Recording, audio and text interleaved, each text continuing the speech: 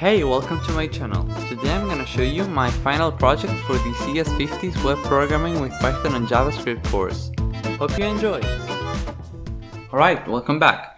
This is Langsbay landing page, which is intended to be an app to help you learn a new language easily and quickly.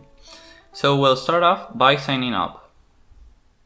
I'll choose as username Tom. I'll be tom@gmail.com. As password it'll be password and password again.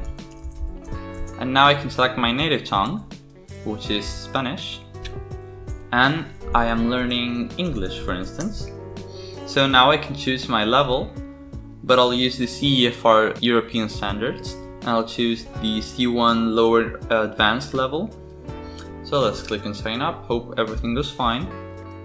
Alright, so this is the dashboard kind of thing, where in the future we will be able to browse the resource library, but as of now we can only browse the dictionary. So as we are in the English dictionary, let's go over to table to show you what an example answer looks like.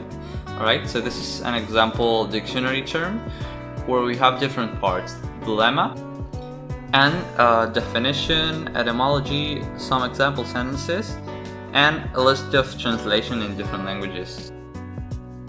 So a couple actions we can take here are, for instance, we can edit any of the fields. So let's change this for some A's, and we can save changes. Also, if you ever come across something like this which is wrong, so you can instead click on report and say it is incorrect and submit the report.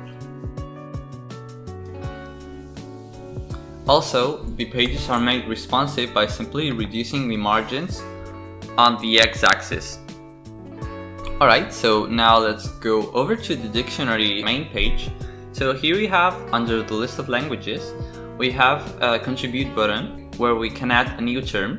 So let me choose as language Spanish, and I'll use puerta, which is Spanish for door. Now in definition, let's add objeto que se abre y se cierra, which means an object that can be opened and closed. And now let's search for a translation, which isn't required, though it is strongly recommended. So let's use the English translation door and select this. Now we can submit it, and we can see our newly created term, which has our definition. We didn't add any of these, so it says not available, and our translations. The term is added to a translation group, so it automatically affects all of the translations in the group. So if I go to door, I can see puerta, and if I go to Durvis, I can see also puerta here. So let me go over to my profile, and here I can see my points, which represent the number of actions with the community, though not necessarily do they increase one by one, but instead 100 by 100 in some cases. Then we have this dictionary contributions field, where we can see the number of terms we've added to the dictionary.